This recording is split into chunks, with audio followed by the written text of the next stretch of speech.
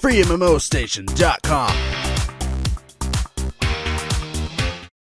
The hunt is on. I'm Skyline Shore with FreeMMOStation, and today we're going to do a first impression look at the new free-to-play MMORPG, or really I would classify it as an online action RPG, Dragomon Hunter. This, to me, I think an easy way to classify the game is if you take Dragon Nest and then mix it with Monster Hunter, and then bada bing bada boom, you got Dragomon Hunter, which is essentially a dungeon diver. It is an action RPG, but it does have this sort of monster hunting. I mean, it's got Hunter in the name, right? Well, it almost has Monster Hunter in the name. It's Dragomon Hunter. Anyways, you go through these dungeons and you hunt these Dragomon, which are essentially like dragon-bred monsters. Like, they look like dragons, but sometimes they're kind of like crossbred. We go full Avatar in here. It kind of like mixes it like walrus dragon, squirrel dragon. I don't know if they have a squirrel dragon or not, but might be. I don't know. They definitely have like some sort of chipmunk-looking thing. Anyways, Dragomon Hunter, I think the main appeal to the game is, of course, the monsters and the fighting the monsters, but also collecting those monsters as almost like trophies themselves. I mean, that's one reason why we play MMOs. This is basically to show off our achievements, to show off how cool we are, and hang out with our friends. And Dragomon Hunter is going to be a casual action RPG, okay? So what that means is that a lot of the loot, or almost the entirety of the game, from its cash shop to its actual, like, mechanics, is very RNG based, okay? So sometimes you'll get the loot from these monsters, sometimes they won't drop the epic loot, sometimes you'll get something completely far more rewarding than you were expecting, though most of the time you won't. So really, you have to play this game a lot, you have to grind it out a lot, go through these dungeons, run with these parties, and yeah, if you like that whole raiding, dungeoneering thing, you're gonna really enjoy the game, because they really do have some very interesting mechanics in these dungeons, at least with the boss fights, with the Dragomon fights. I did enjoy that. Here you can see some footage of me fighting a boss. I'm supposed to be fighting this with 5 people, but I was able to handle it by myself, thanks to my plethora of potions. Yes, you are gonna be using consumables, and you also have a companion pet, which is pretty cool. You can customize this guy just a little bit, give him different weapons and armors, and he kind of helps you out a little bit as well. And you go into, I don't know what the party size max is, but for all the dungeons that I've saw and that I was participated in, it was just for 5, and that's kind of like the usual, 5-man heroics in World of Warcraft. We got 5 in Guild Wars 2. Pretty much every game has 5 for the team party, and you go into dungeons like that. You dungeoneer like that. So Dragomon Hunter, not too different. You have a hub city, which I think is kind of bustling and filled with life, and I really did enjoy the hub city. You got to see everyone's mounts, everyone's cool loots, and their costumes and everything, and outrageous hairstyles, and all that good stuff. You can even see their companions and see those rare companions and their armor setups. So yeah, basically, it's just really cool to show off in the hub city what's going on. But one thing that I really think is really fun about Dragomon Hunter, and I say fun because this is I love economy shit like this, okay? I'm a nerd whenever it comes to buying and selling things from other players. That's why I like RuneScape, the EVE Online, games that really kind of give you that. And I'm really surprised that in Dragomon Hunter, you can actually set up a shop. You literally can just plop a mat, a little carpet on the floor, and you can set up a shop and sell items to other players. I think that's freaking cool. For a game that's all about grinding, and you get tons of trash loot or ingredient loot, and you want to sell that off to other players, yeah, there is an auction house, but I just think it's really cool that you can actually just set up shop and hang out with all your friends around you and just sell stuff. I think that's cool. Or you could be like me and just non-stop dungeoneer. Just go into these dungeons, boom, boom, boom.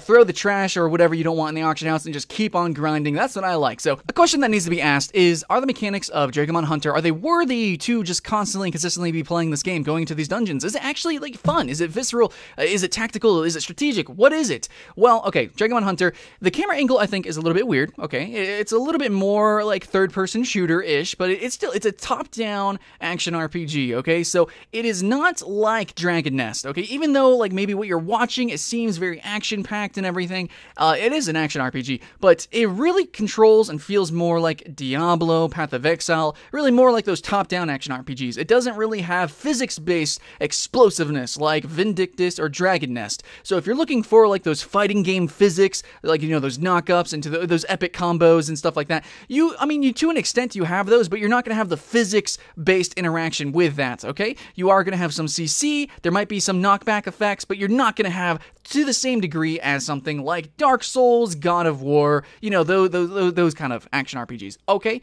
so even though it might look over the shoulder, it really plays more like a top-down one. So it's a little bit more tactical, it's a little bit more strategic, as you might be able to tell with the indicators, the ground indicators there. So yeah, bosses, or just even normal mobs, as you can see from the gameplay, actually have these indicators. Whenever they're doing a heavy attack, or sometimes just normal attacks, you can roll out of the way, and you want to just walk out of the way. And one thing that I really appreciate about this game is that it's not sticky. it's clicky. Like, everything is kind of instantaneous. There's no like turn rate or anything. You just kind of move. You can instantly get out of abilities. I'm sure there's probably going to be some abilities that can cancel other abilities. I know you can roll cancel, and there's probably all sorts of technical mechanical things that you can do in this game, and you're going to want to be able to do that to actually dodge these abilities. When I'm fighting this giant boss here, it was a pretty intense endeavor. It was supposed to be for 5 people. I did accomplish it though, so that kind of shows some of the difficulty of the early levels. Like, it might be a little bit face roll starting out, but I'm already being able to tell, through playing the game, that there actually might be a skill ceiling that you need to hit before you can actually truly do the end game. It's not just about stats,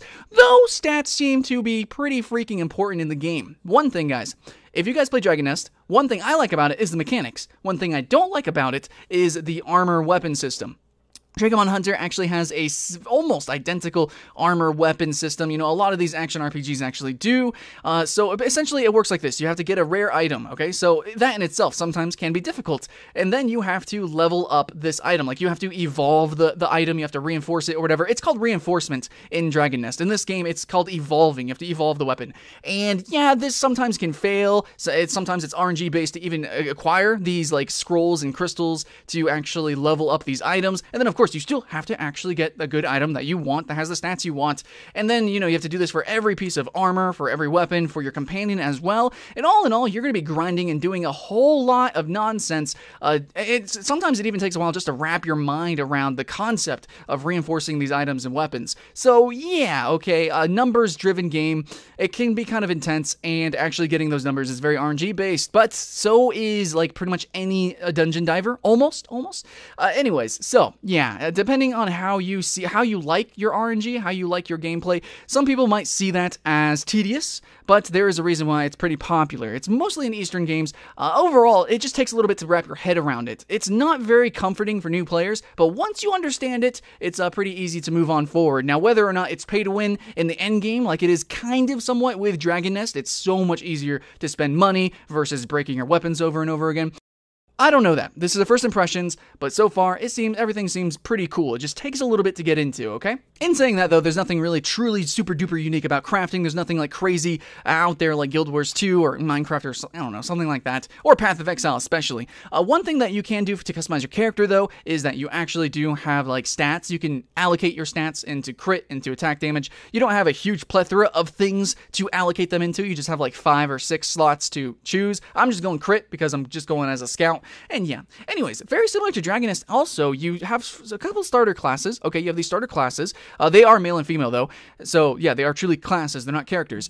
But you can, later on, they evolve. So it seems like there's a limited selection of classes, but later on, you actually can specialize them into different classes. So I think at the start, there's like 5 to choose from, but they actually double. Each one has 2 specializations. And I don't know if it's going to go further from there, if they're going to expand it or whatnot, but just know that there is a little bit more to the classes than first meets the eye.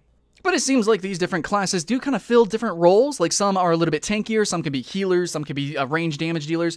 And my scout, for instance, can actually be range later on or go full on melee DPS. I'm assuming one is a little bit more safer, a little bit more focused on survivability, and the other is just full on just pure damage. Reno, man. I like that. Now, the warrior, I'm assuming the same way. You could be AoE damage or you could be AoE tank. And so, yeah, every class kind of has these different roles that you can kind of a little bit specialize in, which makes sense for a dungeon diver, especially a party dungeon diver like this. Like a raider game, you want to have roles. It's fun, you want to have a healer, you want to have a tank, you want to have your DPS, and then of course everyone's ducking and dodging, weaving all over the place, trying to dodge these big attacks and everything, and then of course do their own attacks and their own combos. Now, I haven't really played with a party or anything like endgame. I have no idea how intense or how fun that is, but from like the little taste that I had so far of the game, even just my solo experience, I'm actually kind of excited. I would like to get some friends in here and try it out.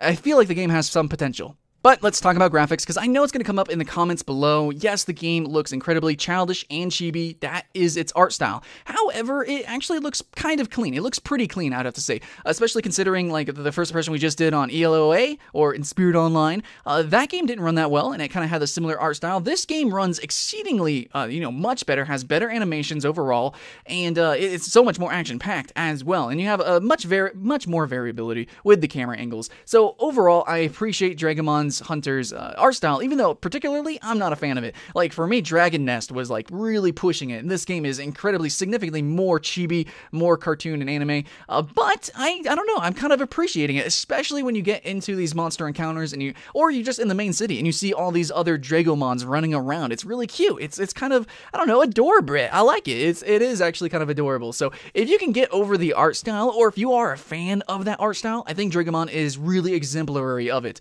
Now, I know there are a lot of people who played like Fiesta Online, maybe played Dragon Nest. So yeah, if you like this art style, absolutely, this game does it justice. Like, seriously, the characters, everything kind of oozes a little bit of originality, and even though, yes, it is that chibi art style, in the end, I think it does that chibi art style pretty much the best. But yeah, on a note about the art style, of course, is that this allows them to have low polygons, it allows them to have cleaner textures, so they have this really clean cartoon look. Yes, it is chibi, but remember, it's also kind of utilized in a technical way, as in the game is going to run pretty freaking smooth. Now, there is a little bit of latency and everything, probably because of the beta servers, but yeah, it's pretty freaking amazing, actually. I really appreciate it. Now, I normally don't go on a rant about, performance in games, but there's so many games that have been localized to the West here that actually have pretty shat performance, and that kind of sucks. But Dragomon Hunter is not one of those games. It's actually pretty freaking polished. So I just wanted to take a minute there to just say, yes, if you want to play this game on your laptop, you probably can. Yeah, but alright, let's talk about the localization. The English voice acting actually isn't so bad. It's just brief, the whole game is not voice acted. There's just little tiny interactions, okay? Like when you first talk to somebody, they give a little greeting and you hear that, and that's basically it. They actually have really high quality voice actors. It seems really childish, and overall, I feel like Dragomon Hunter, even though it's like really complex, it honestly is. Like, it's a really messy game, as in there's like so much information that's really bombarded onto you, and if you're not familiar with the genre, it can be really jarring. Like I already said, not just with the RNG of the like weapon enhancing or the loot, but there's just so much to collect, to do, especially in your first, when you start getting into the game, there's just so much you need to learn and get used to. It can be really jarring, but still, the art style, the aesthetic, the voice acting, everything just kind of feels like it's pointing toward like a younger audience. It just seems like really bright, colorful, in your face, uproarious, kind of like me, guys, and it just seems focused like, yeah, I could totally see like my kid, or I don't know, my little cousins, some little kids playing this game or playing it with their adults. I think that's really cool. However, yes, it is really complicated. They're definitely going to need a guiding hand from an older adult, I do believe. But still, I think it could be worthy of having, playing with your child or something like that. I think it could be a good experience.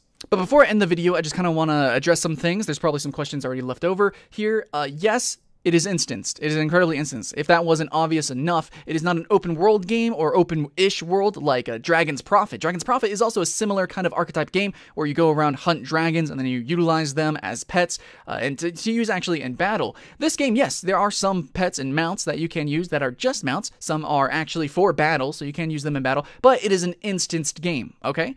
It is. Now, from what I've seen so far in trailers, it seems that there are some pets that are better utilized for different situations. So I don't know if you want to go into certain dungeons with certain pets already so that you can go through different phases of a boss fight with different monsters or Dragomons yourselves. I don't know if that's going to be like another requirement, like a gear requirement for, high-level parties. I don't know that, probably. But one thing to kind of help that is that you can actually raise your own Dragomon. If you beat a monster, you get their egg, you raise the Dragomon.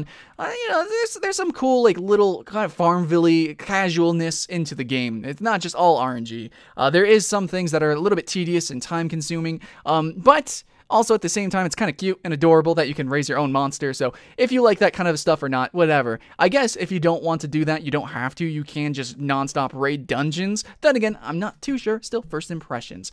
But there is that. That component of the game does exist. So you raid dungeons, you raise your Dragomon in a little ranch, you buy and sell things either through the auction house or through vendors, or, set up your little mat in the town. But do know that almost entirely all of the game is just about jumping in and out of these dungeons, and kind of, it's a little bit repetitive. You kind of go back and through some of the same ones. Sometimes you go into different paths, but, for the most part, it gets a little bit repetitive, but you are just, dungeon diving. If you understand that, and you're prepared for that, you're going to have a good time.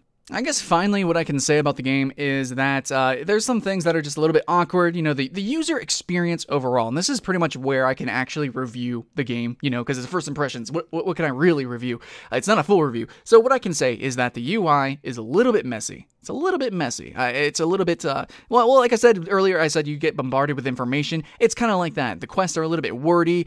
Sometimes whenever you get like an achievement, it straight up like covers your whole screen. When I'm fighting, there's one time I'm fighting a boss and it literally like my whole screen is covered because I got an achievement for rolling out of his attacks or something. It was ridiculous. So yeah, overall, the user experience as a new user, especially if you're younger, it can be really frustrating. I'm an older and I do this all the time. You know, I do first impressions all the time and it's still just like kind of scratched at my eyeballs just a little bit. However, it was just tolerable enough, and that's what I can say. So when you come into this game, you're going to want to sit, just take a little bit of time and kind of customize the UI a little bit, and you know, just kind of get acclimated before you just jump into all the noise that is the town where you see everyone running around trying to sell things and jumping into these dungeons, which can be a little bit confusing. The game does kind of an okay job with quests. It doesn't have like really truly appropriate markers on the maps or appropriate like compassing, but you whenever you actually click on a quest, you can see a like a little dust trail, like a sparkly dust trail, and you can follow that, I guess. It sometimes helps. Sometimes it's really hard to see, especially if you have bloom or on ultra settings, but whatever, it's okay. You know, Dragomon overall, the experience was just satisfactory, and the user experience, the UI and everything was just okay. I feel like it probably is a little bit less traumatizing with different languages because they're a little bit more compact, but in English, with all those words on the screen, and especially if you're running through a city, you see all these names, the chat, like I said, you know, it's intense. But that's pretty much it. That's all I can say about Dragomon Hunter. Hopefully you enjoyed the gameplay here, because I actually had fun recording it. It is a casual game. I'm not saying it's easy. There is potential for it to actually be pretty difficult later on. But I'm going to need you guys to leave that in the comments below if you guys actually do get that far. If you are actually in the end game or something, you know, if you're further into the game, please let us know in the comments below, because these first impressions, it's not just me, right? It's you guys too. You are the community, and you guys are also part of the video. You guys are part of the first impressions. So if you suggest this game, go ahead and suggest it in the comments below. Tell it why you like it, and if you don't like this game, maybe if you hate this game, please leave reasons why you don't like the game as well. It kind of helps our viewers, you know, understand the game a little bit more than what I can produce, and helps them get acclimated with the product/service in case they want to actually, you know, join the community of that game. We're all friends here, right? So thanks for watching. I'm SkylandShore with FreeMMOStation. And if you want new news, first impressions, funny top 10s, and, you know, weird videos on other free MMOs, who'd have guessed? Like and subscribe, and we will see you next time.